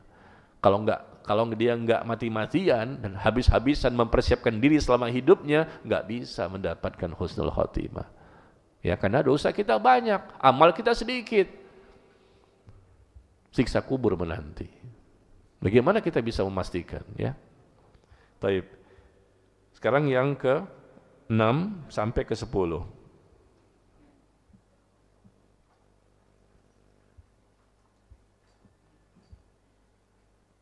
Bapak Ibu silahkan lihat di Telegram saya. Udah. Baru diposting. Ya, yang ke-6 ya. Keutamaan puasa Ramadan yang ke-6 adalah memiliki waktu terkabulnya doa. Kata Nabi SAW, salasah, 3 orang yang doanya tidak tertolak. Orang yang berpuasa sampai ia berbuka. Pemimpin yang adil dan doa orang yang dizolimi. Nah, ini orang yang sedang berpuasa sampai dia berbuka. Ketika sedang berpuasa, puasanya benar ya. Bukan semua orang berpuasa dapat seperti ini. Ya, puasanya kita anggap ini semua ini benar. Maka dapat keutamaan-keutamaan ini semua. Artinya dia benar, ikhlas, dan tata caranya sesuai tuntunan. Dia mempuasakan semua anggota tubuhnya, zahir dan batin. Maka dia memiliki peluang yang sangat besar untuk dikabulkannya doa. Makanya kita berdoa, memperbanyak doa ketika sedang berpuasa. Yang ke-7, mendapatkan 2 kebahagiaan. As-shaim farhatani. Bagi orang yang berpuasa akan mendapatkan 2 kebahagiaan, yaitu kebahagiaan ketika dia berbuka. Wah, bahagia kan ya, nunggu-nunggu nih kapan azan maghrib, padahal sebelum Ramadan nggak pernah nunggu-nunggu tuh. Tapi begitu puasa kita nunggu-nunggu kapan azan, liatin jam, terus jam berapa sih, masih 2 menit lagi, 5 menit lagi. Di luar bulan Ramadan nggak pernah begitu. Ya, bagi orang yang, kenapa? Kita berbahagia ketika berbuka itu bisa makan kembali ya, dan bisa menyelesaikan ibadah. Yang kedua, kebahagiaan ketika berjumpa dengan Rabb-Nya. Dia pasti akan bahagia ketika bertemu dengan Allah nanti di akhirat, karena dia mendapatkan ya rahmat Allah, ampunan dan lain-lain. Yang ke-8, bau mulutnya lebih harum di hadapan Allah daripada bau misik, ya, minyak kasturi. Bau mulutnya orang yang sedang berpuasa. Memang kita kalau berpuasa itu kan jadi bau ya, karena kita berpuasa. Tapi enggak masalah. Sungguh bau mulut orang yang berpuasa itu lebih harum di sisi Allah daripada bau minyak kasturi, ya, atau misik. Ya, ini satu hal yang menjadikan kita termotivasi. Jangan kita kecil hati, ya. Jangan kita menjadi orang yang ya Allah, bau mulut saya. Memang semuanya merasakan begitu, enggak apa-apa. Kita enggak makan, enggak minum ya konsekuensinya begitu kan. Dan kalau memang kita merasa kayaknya bau, tutup saja mulut kita. Begini Pak, Bapak Ibu. Kalau lagi puasa itu barangkali kita merasa kok bau nih, ya tutup aja. Atau jangan banyak-banyak ngobrol sama orang lain. Ya kan, karena kita baca Quran, kita berzikir, kita berselawat. Jadi fungsi mulut ini banyak sekali kita ucapkan kan. Macam-macam zikir, baca Quran, ya kita berselawat, kita beristighfar, kita bertaubat. Nggak makan, nggak minum, nggak ada masuk sesuatu. Bisa menimbulkan bau, nggak apa-apa. Maka tutup saja mulut kita. Ya, kalau ketika berbicara dengan orang lain apabila memang menimbulkan bau, atau jangan banyak-banyak bicara sama orang. Kenapa? Kita ingin menghemat menghemat bicara supaya omongan itu bermanfaat semuanya. Ya. Yang ke-9, puasa itu akan memberikan syafaat nanti pada hari kiamat. Puasa akan memberikan syafaat. Ya, kita baca di sini hadisnya. Puasa akan memberikan syafaat, pertolongan bagi para ya orang-orang yang berpuasa dengan benar ya. Yang ke-10, puasa itu adalah penahan syahwat. Ya, ini kepada para pemuda. Ya ma'syarus syabab, wahai para pemuda, barang siapa di antara kalian mampu untuk menikah, maka bernikahlah. Jangan menjadi bujang seterusnya. Pemuda ini orang-orang yang di bawah 30 tahun. Itu pemuda ya. Sudah balik sampai usia 30 tahun. Itu pemuda. Wahai para pemuda, ya, sudah balik sampai 30. Kalau kita berapa, Pak? Kita pemuda bukan? Hah? Kita pemuda bukan? Ibu-ibu pemudi bukan? Pemuda-pemudi. Kalau di sini sih udah lansia ya, rata-rata 80 tahun. Rata-rata 80 tahun.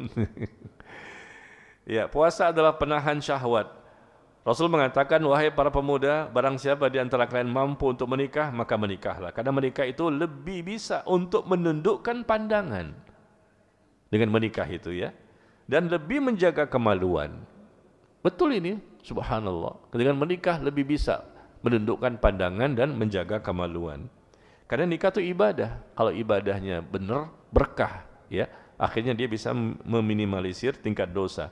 Dan barang siapa yang tidak mampu untuk menikah, bagi para pemuda ini, nggak mampu untuk menikah, maka hendaknya ia berpuasa, karena puasa itu keutamaannya bisa menjadi benteng.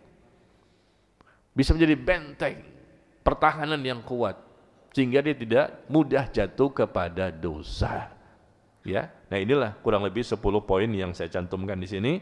Keutamaan berpuasa di bulan Ramadan dan juga puasa di bulan-bulan yang lain ya, dengan puasa sunnahnya. Tapi di bulan Ramadan tentunya akan lebih besar lagi pahalanya, akan dilipat gandakan karena juga pintu surga dibuka, peluang masuk surga sangat besar.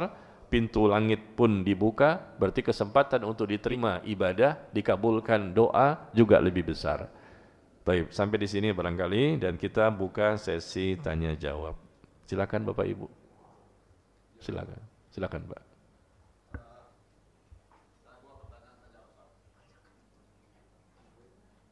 Pakai mic ya.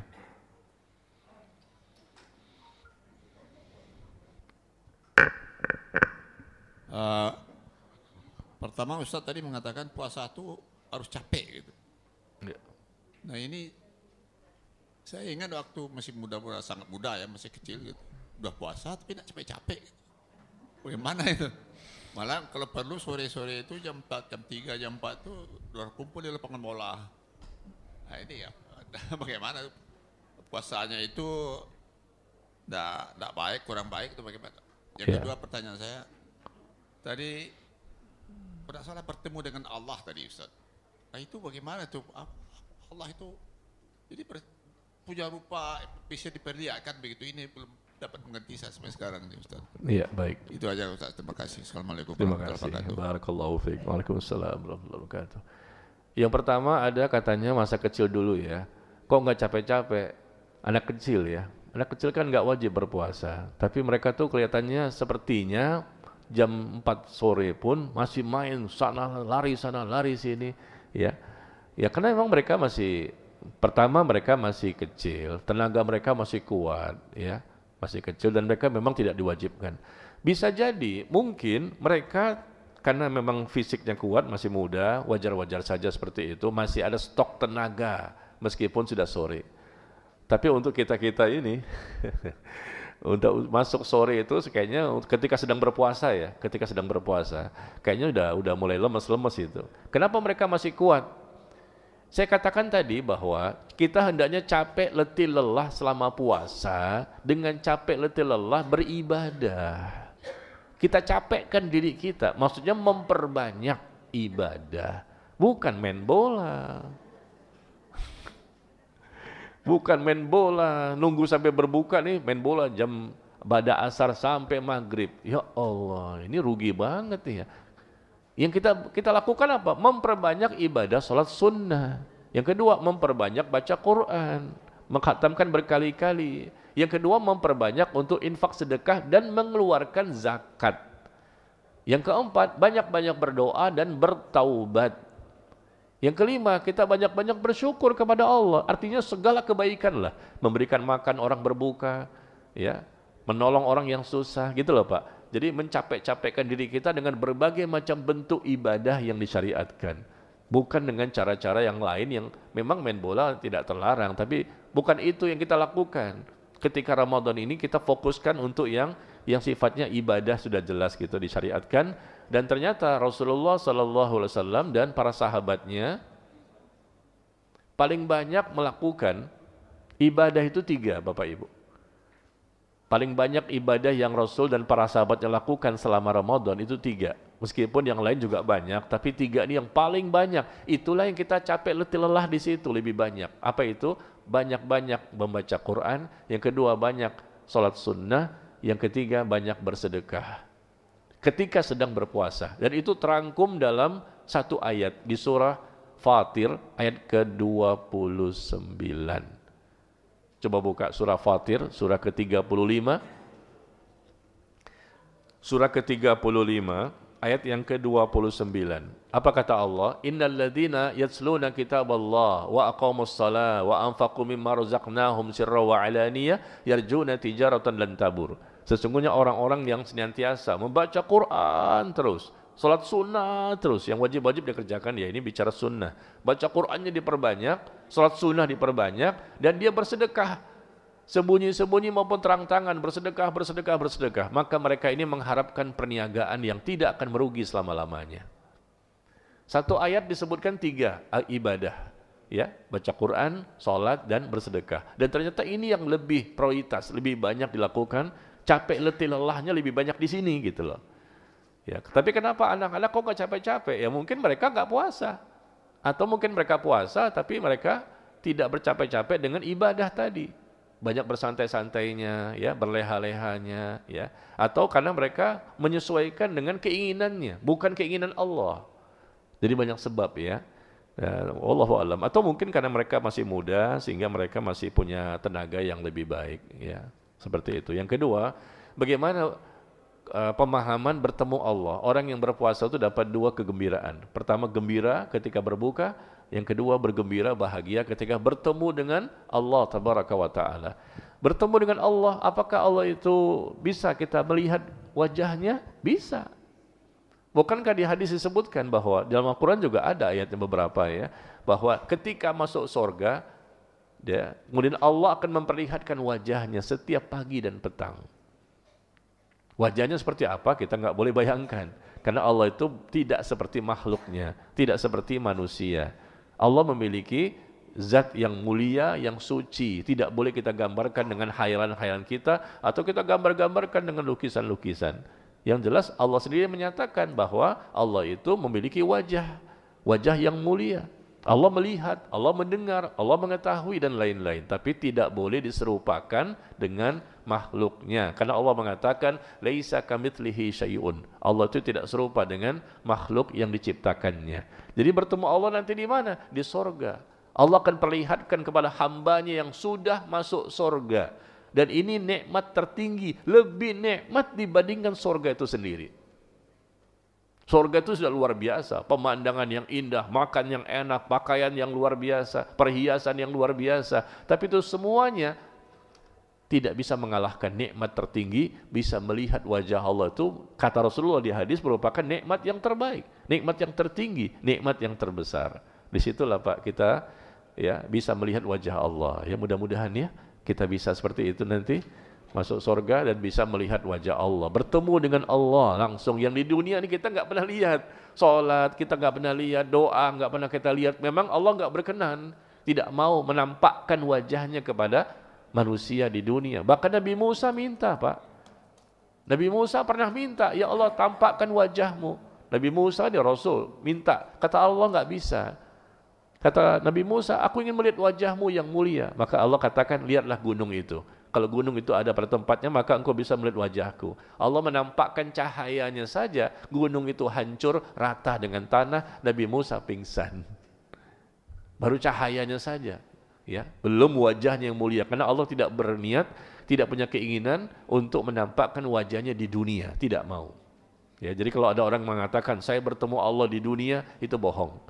Ya, tapi nanti bertemunya Allah nanti di akhirat, itu pun bagi orang mukmin yang masuk surga. Adapun Orang kafir tidak diberikan kesempatan. Karena itu nikmat masalahnya. Nikmat tertinggi lebih dari surga itu sendiri. Demikian Pak ya. Kemudian yang berikutnya, Ustadz, ketika sholat malam kita terganggu. Ketika sholat malam kita terganggu suara tilawah seseorang yang dikumandangkan lewat speaker di luar masjid. 45 menit sebelum azan subuh. Kalau kita membaca surat dalam sholat, membuka mushaf, ya, terus menerus bolehkah Ustadz? Kalau tidak demikian kita lupa, kalah dengan suara speaker tersebut. Inilah musibah ya, orang pengen ibadah tapi tanpa ilmu. Dia sudah salah ibadahnya, plus mengganggu orang lain. Dosa-dosanya, dua dosanya.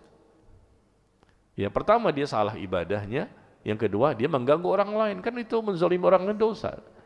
Ya ini kita saksikan ya, mau Ramadan tidak Ramadan sama saja. 1 jam sebelum masuk azan subuh sudah dikumandangkan itu tarhim atau baca Quran kenceng-kenceng ya. Makanya orang-orang nggak mau dekat-dekat masjid rumahnya.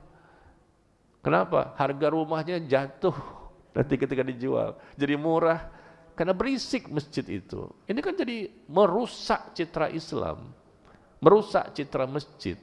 Karena orang-orang yang menjadi DKM-nya atau yang lainnya suka mengganggu orang lain yang ada di sekitar masjid. Ini suara-suara mengganggu ini. Ya.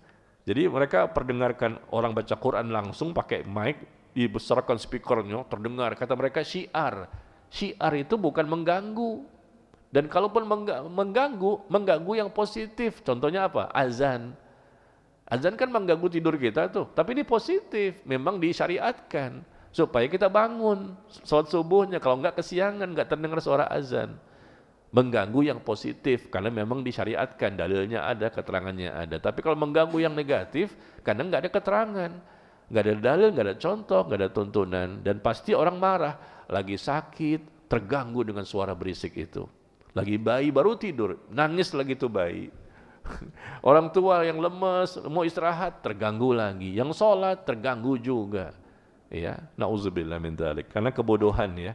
Maka cobalah dinasihati, ya, pengurus masjid dinasihati, mau DKM, kalau mereka ini suka mengumandangkan, ya mungkin bukan azan sebetulnya, tapi ada tarhim lah istilah mereka, atau baca Quran lah, atau berselawat, ya 1 jam atau 45 menit atau setengah jam sebelum masuknya waktu subuh. Ini mengganggu orang yang sholat, yang tidur, yang sakit, yang istirahat, ya. Dan mereka berdosa besar karena menzalimi orang banyak yang terganggu itu. Nah, kalau kita baca Quran dengan mushaf boleh enggak? Ini Quran kita baca, Bu, Bapak, ketika sholat malam ya. Bapak Ibu kan mungkin sholatnya di rumah nih. Sholat tarawih atau qiyamul lail atau sholat tahajud bangun malam ya. Dan ingin bacanya agak panjang. Karena nggak hafal kan, boleh, nggak masalah. Ambil mushaf atau handphone dipegang, ya, atau pegang mushaf, ya, kita bisa baca, ya, semaksimal kemampuan kita. 1 halaman atau 2 halaman, silakan ya. Seperti itu boleh, selama kita sholat di waktu malam. Karena itu pun ada contohnya. Makanya kita katakan boleh. Di zaman dulu, Aisyah radhiyallahu anha dan kaum muslimah yang lain, mereka sholat tarawihnya sendiri di tempat yang terpisah, ya, tidak di Masjid Nabawi, tapi ada rumah yang besar. Disitulah muslimah berada di situ, khusus muslimah saja semuanya, dan imamnya itu membaca dengan mushaf. Nah, imamnya seorang laki-laki, maka kan ada contoh kita katakan boleh, ya, karena imam itu mungkin tidak hafal, sedangkan makmumnya ingin lebih banyak bisa membaca Quran pada saat-saat yang bulan mulia ini ya. Dan saya sarankan Bapak Ibu, kalau bisa Bapak ya, Bapak Ibu jangan non-stop 30 hari di masjid untuk sholat tarawih. Sekali-sekali coba di rumah lah, berjamaah di rumah. Ya, suami jadi imam. Kalau nggak bisa, anak laki-laki jadi imam. Seperti itu. Yang jelas istri nggak boleh jadi imam ya. Karena di belakangnya suaminya, kan nggak bisa, anak laki-laki. Jadi coba sekali-sekali, mungkin seminggu sekali, seminggu 2 kali, atur aja. Di rumah tuh ada, jangan di masjid terus. Karena kesempatan gitu loh, bisa beribadah bersama-sama. Alangkah nikmatnya Bapak Ibu. Dan Ibu pesan sama suaminya, pesan tolong, Pak, tolong jangan baca Al-Baqarah semuanya. Tolong baca, sampaikan ke suami. Takutnya suami baca di rakaat pertama Al-Baqarah semua. Takutnya gitu loh. Karena suami ibu kan hafiz kan. Masya Allah, hafal Quran 30 juz. Ya, jadi bisa dibicarakan ya, Masya Allah. Kalau suaminya mungkin jelek bacaannya juga nggak banyak hafalannya, ya sudah anak laki-laki barangkali. Oh ternyata nggak ada juga, ya sudah mungkin yang lain. Artinya cobalah hidupkan suasana di rumah itu luar biasa, Pak, enak banget ya. Kita bisa berjamaah khusus bersama keluarga kita sendiri gitu loh. Jadi nggak semuanya dihabiskan ke masjid ya. Itu boleh, kan sholat sunnah kan, bukan sholat wajib.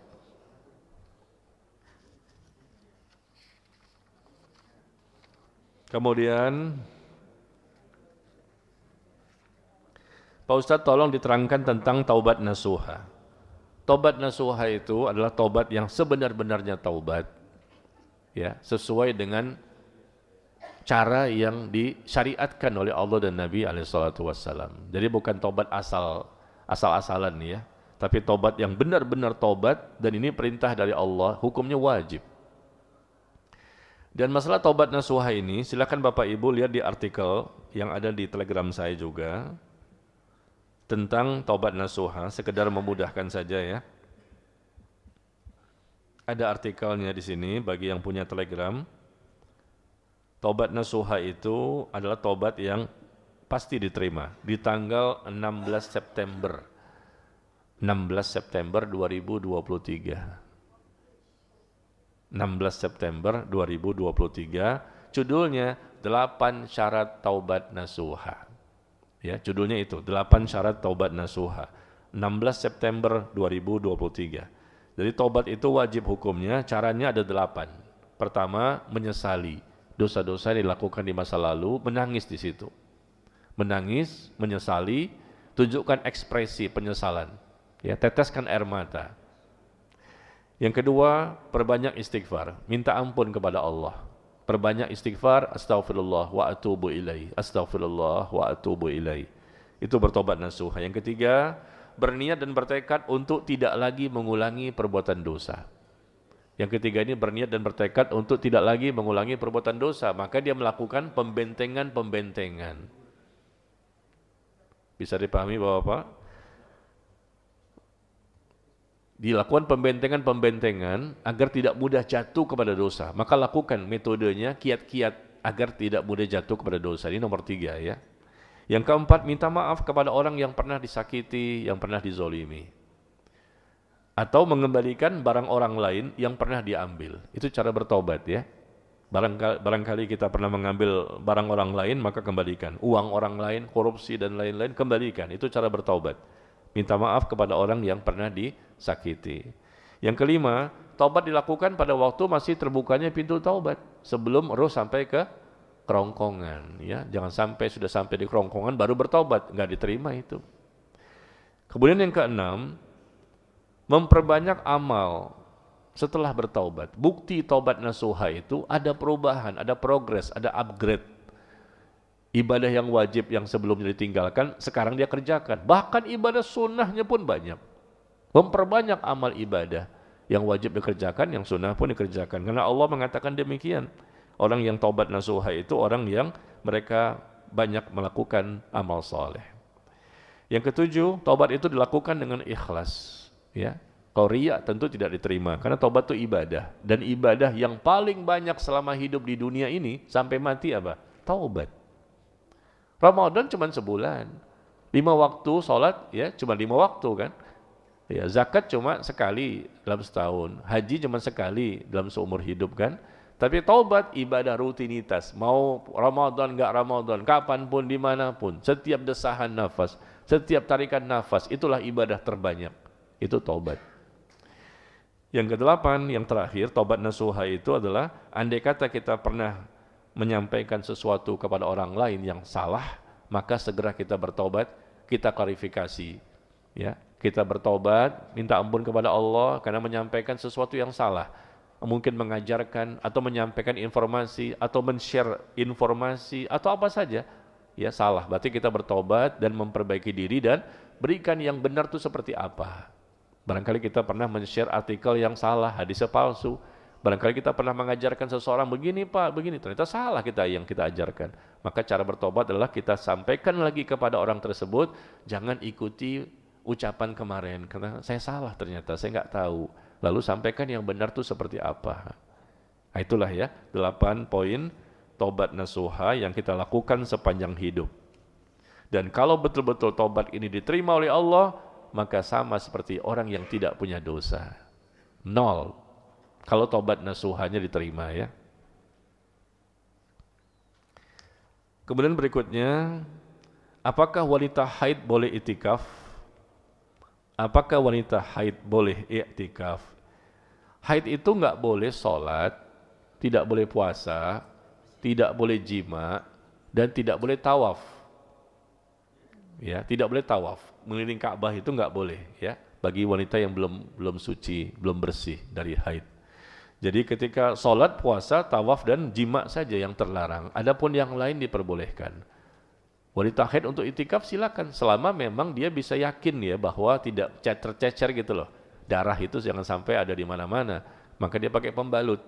Dan kemudian ketika iktikaf dia nggak boleh sholat, dia nggak boleh puasa, tapi dia berusaha mendekatkan diri kepada Allah di masjid dengan membaca Quran, dengan berzikir, dengan bersalawat. Ya, dengan bertaubat, dengan bersedekah, dengan banyak membantu orang lain dan aktivitas lainnya. Pokoknya hindari sholat dan puasa. Ya. Dan tentunya ketika itikaf di masjid bagi wanita yang haid atau tidak haid sama-sama harus menutupi aurat, ya, tidak boleh menimbulkan fitnah dan tidak boleh berisik.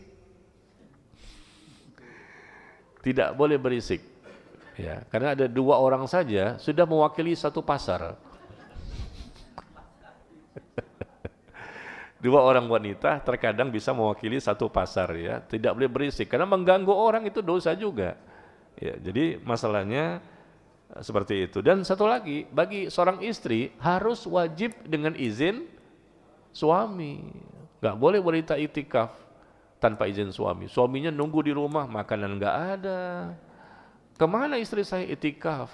Masya Allah, iktikaf sunnah. Sedangkan melayani suami hukumnya wajib.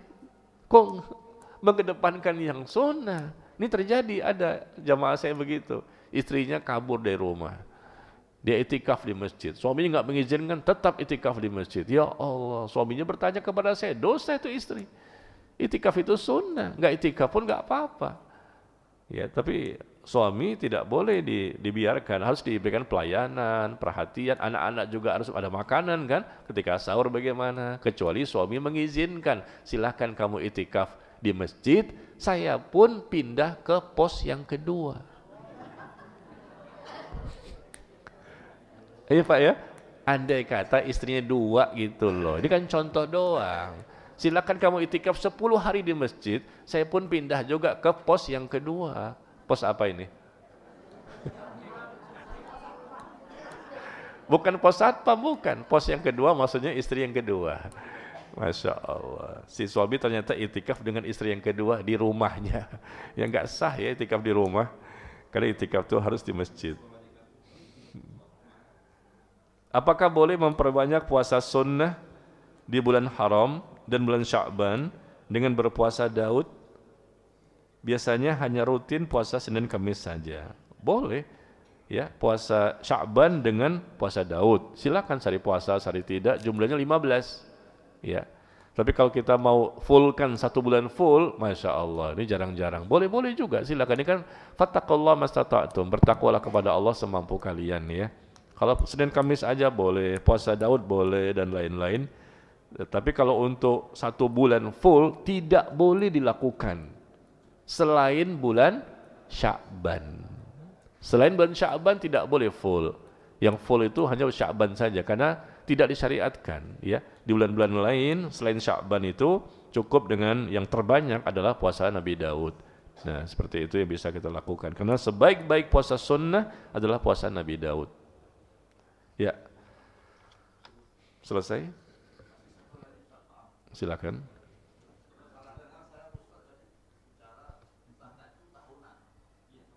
Apa? Iya betul.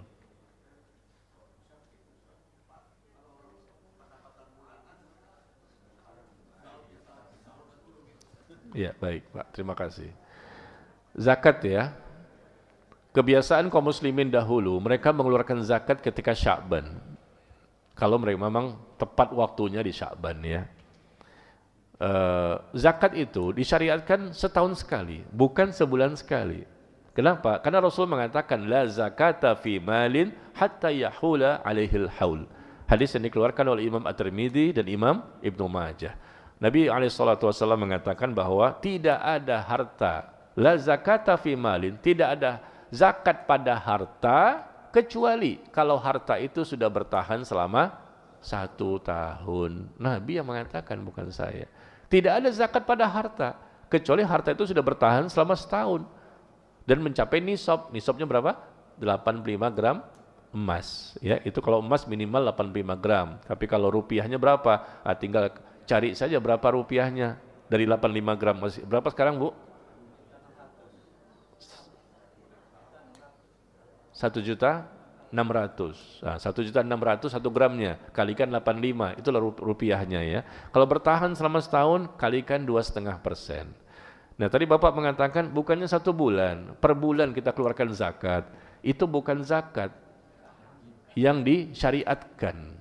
Istilah mereka zakat profesi kan. Ya, ini kan istilah. Tapi sebetulnya itu tidak ada tuntunannya, tidak ada contohnya dan tidak ada dalilnya. Bukan per bulan, tapi per tahun. Nah, kenapa ada pendapat ustadz atau ulama mengatakan per bulan? Karena mereka menyamakan dengan zakat tanaman-tanaman ketika panen, ketika kurma, anggur dan lain-lain. Disamakan, ini kan berarti sebelum itu panen. Tentunya berbeda, karena panen itu bisa 3 bulan sekali, bisa 6 bulan sekali, ya. Dan ketika dikeluarkan, Pak, beda.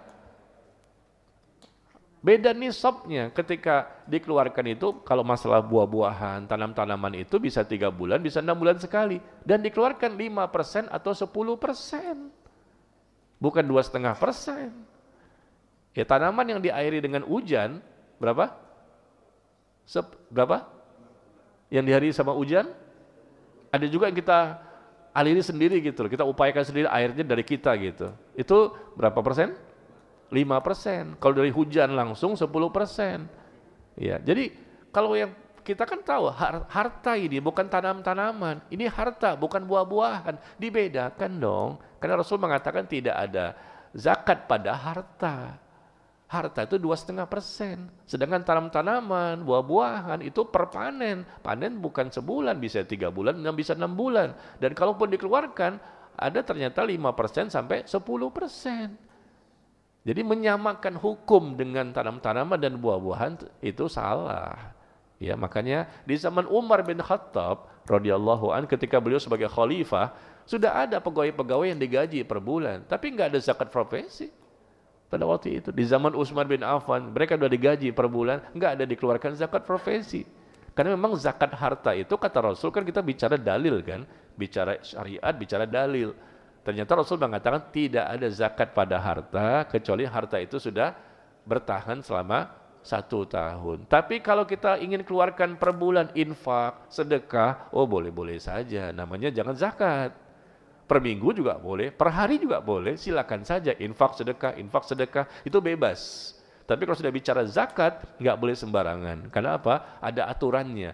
Hartanya sudah bertahan selama 1 tahun, kemudian harta itu sudah sampai 85 gram emas. Dan ketika dikeluarkan pun tidak boleh sembarangan, harus memenuhi 8 asnaf saja yang boleh menerima, 8 golongan, nggak boleh sembarangan. Kalau infak sedekah siapa saja boleh kita berikan. Tapi kalau zakat nggak boleh sembarang. Lihat di surah At-Taubah ayat ke-60. Surah 9, surah At-Taubah ayat ke-60. Allah syariatkan, Allah sebutkan di situ, siapa saja yang boleh untuk menerima zakat. Fakir, miskin, orang yang berhutang, membebaskan budak dan lain-lain. Hanya 8 golongan saja. Sedangkan infak sedekah bebas.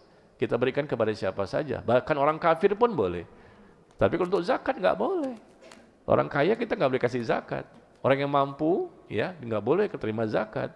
Kalau infak sedekah ya hadiah kan, boleh saja kita berikan kepada siapapun. Begitu Pak.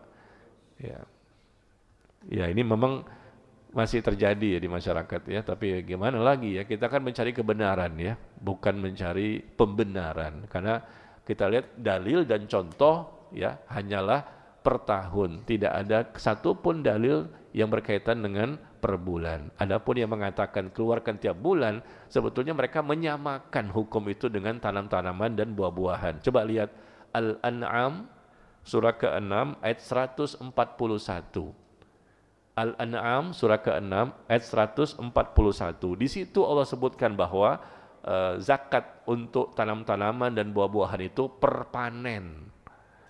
Ketika panen, ya. Dan ketika panen dikeluarkan 5% atau 10%. Ya, kalau kita aliri sendiri air itu, air dari kita dengan pompa segala macam ya, maka 5% dikeluarkannya. Tapi kalau dari betul-betul dari hujan ya, tanpa kita aliri, maka 10% zakat yang mesti dikeluarkan.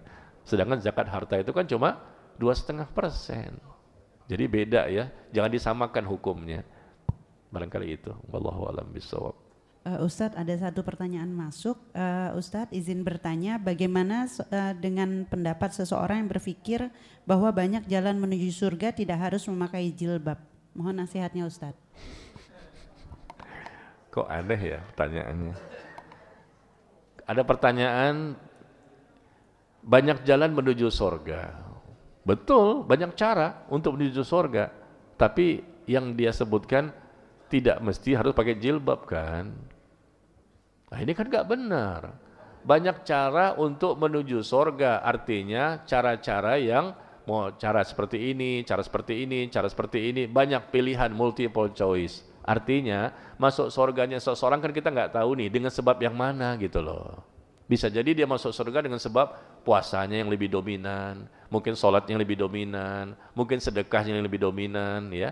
Kita nggak tahu, banyak cara untuk bisa masuk surga. Mungkin berbakti sama orang tuanya ya, sholat sunnahnya sedikit, puasa sunnah sedikit, sedekah sedikit, tapi dia lebih dominan dari berbakti sama orang tuanya. Ternyata inilah cara dia, Allah izinkan untuk masuk ke dalam surga. Tapi kalau jilbab kan wajib. Banyak cara untuk masuk surga, tapi kenapa pakai jilbab? Ya karena emang wajib. Kecuali kalau Anda laki-laki. Laki-laki nggak wajib, bahkan nggak boleh. Coba Bapak Ibu, andai kata saya pakai jilbab gimana? Hah? Kemudian jenggotnya dikeluarin gitu, kira-kira cantik nggak? Iya, nggak wajib, nggak boleh bagi laki-laki karena menyerupai wanita. Jadi sesuatu yang memang diperintahkan maka tidak boleh ditinggalkan. Tidak ada toleransi. Karena yang mewajibkan bukan saya. Ini Ustaz keras banget ya. Bukan keras. Memang Allah dan Rasul yang mengatakan wajib. Iya. Ayatnya ada dalam Al-Quran mewajibkan, itu di surah Al-Ahzab kan. Di hadis juga ada penyebutan wajibnya untuk berjilbab. Jadi masuk surga itu dengan berbagai macam cara, artinya kita nggak tahu dengan bagaimanakah ibadah yang manakah gitu menjadi sebab orang itu masuk surga. Tapi dilakukan semua, yang wajib begini, yang sunnah begini, yang wajib begini, yang sunnah begini. Tapi yang dengan sebab yang mana ini, dengan ibadah yang manakah nanti Allah izinkan dia untuk masuk surga, kita nggak tahu. Memang banyak-banyak cara. Tapi kalau sampai meninggalkan yang wajib, jelas berdosa. Apapun yang wajib ditinggalkan ya berdosa. Sepakat para ulama semua kan, jilbab itu wajib bagi para wanita. Dia berdosa dan dia khawatirkan dengan dosa itu dia tidak bertobat sampai mati, khawatirnya dia mendapatkan siksa kubur. Dan siksa kubur berlanjut dengan siksa neraka. Kan begitu. Karena meninggalkan kewajiban itu pasti berdosa, dan ini dosa besar lagi. Ya, terbukanya aurat, menimbulkan fitnah, membangkitkan syahwat, banyak orang tergoda, banyak orang akhirnya berzina. Ya kan, nauzubillah, makin banyak yang dia lakukan berdampak kepada banyak orang, makin besar. Dia berdosa sendiri, Pak, Bu. Yang terbuka aurat itu berdosa secara pribadi. Satu. Kemudian dengan dia terbuka aurat, dia cantik segala macam, menyebabkan dosa bagi banyak orang. Maka dia menanggung dosa orang itu. 1 juta orang yang melihat wajahnya, terbuka auratnya, ya. Berarti 1 juta orang dia juga berdosa, dengan sebab dialah orang lain menjadi berdosa. Akibatnya dosanya bukan lagi sendiri, tapi berlipat-lipat. Dan itu dosa yang dikhawatirkan menyebabkan dia tidak dimasukkan ke surga secara langsung, meskipun dia muslim, mampir dulu. Berapa lama? Enggak lama sih, mungkin beberapa abad lah. Di nerakanya mungkin tidak lama, cuman beberapa abad. Emang mau? Nauzubillah min dzalik. Ya. Ustadz, ada satu lagi, Afwan Ustadz. Ustadz Afwan, di medsos beredar tentang puasa Idris. Apa puasa Idris itu ada, Ustadz? Puasa Idris? Tidak ada ya. Tidak ada hadisnya yang sahih yang menjelaskan tentang puasa Idris. Ini dibuat-buat aja nih. Jangan-jangan nanti pada puasa Ibrahim, ada puasa Adam, ya. Yang ada puasa Daud. Ya, sebetulnya puasa Daud itu kan disyariatkan pada zaman itu, tapi diperbolehkan karena Rasul yang merekomendasikan. Kita nggak boleh ikut, Bu, Bapak, kita nggak boleh ikut syariat nabi-nabi sebelumnya. Kecuali kalau nabi kita atau Allah yang memperbolehkan. Contohnya apa? Puasa Asyura. Puasa Asyura 10 Muharram itu kan awalnya bukan dari nabi yang terakhir. Awalnya kisahnya itu kan dari Nabi Musa. Di zaman Nabi Musa dan kaumnya itu sudah berpuasa Asyura karena mereka terselamatkan dari kejaran Fir'aun. Itu terjadi tanggal 10 Muharram.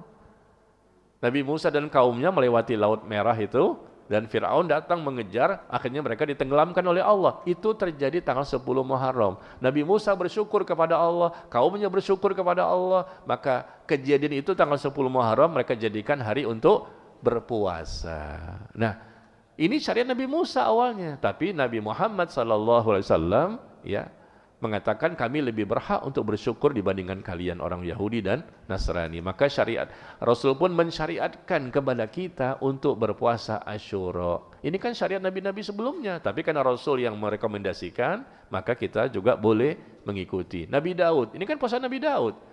Tapi Rasul karena merekomendasikan, maka kita boleh. Tapi kalau Idris tadi, Nabi Idris, enggak direkomendasikan, enggak ada. Semua Nabi, Bapak, Ibu, semua Nabi dan Rasul itu berpuasa. Mereka punya syariat puasa. Mereka juga semuanya sholat. Nabi Ibrahim sholat, Nabi Ismail sholat, Nabi Ishak, ya, Nabi Yakub, Nabi Musa, Nabi Isa, semua sholat, semua puasa. Tapi tidak boleh kita mengikuti cara sholat dan puasanya mereka. Kalau tidak ada rekomendasi dari Nabi Muhammad SAW, karena kita berada di zaman beliau, di Nabi yang terakhir, nggak boleh ikut-ikutan dengan syariat Nabi-Nabi sebelumnya. Ya, demikian. Jadi, contohnya yang paling gampang apa? Di Nabi Adam itu anak-anaknya nikah. Karena emang nggak ada manusia lain kan pada waktu itu, anaknya sesama anak tuh nikah boleh, nggak haram. Anak kandungnya itu sama-sama mereka menikah jadi suami istri. Nah di zaman sekarang boleh nggak? Ya nggak boleh. Ini kan syariat di nabi-nabi terdahulu yang terkadang tidak diperbolehkan di nabi yang terakhir. Karena Rasul melarang perbuatan itu meskipun itu boleh di zaman dahulu. Nah makanya yang mana yang direkomendasikan, yang dibolehkan, itulah yang kita lakukan ya. Jadi nggak ada puasa Nabi Idris. Baik, sampai di sini. Satu lagi terakhir, silakan.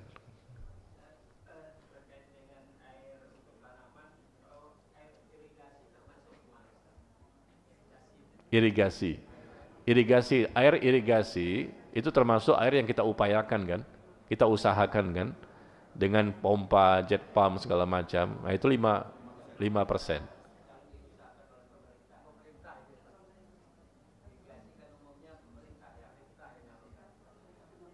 Iya. Tetap itu kan diupayakan oleh manusia, itu 5%, Pak. Ya kita dapat bantuan barangkali, intinya kan diupayakan.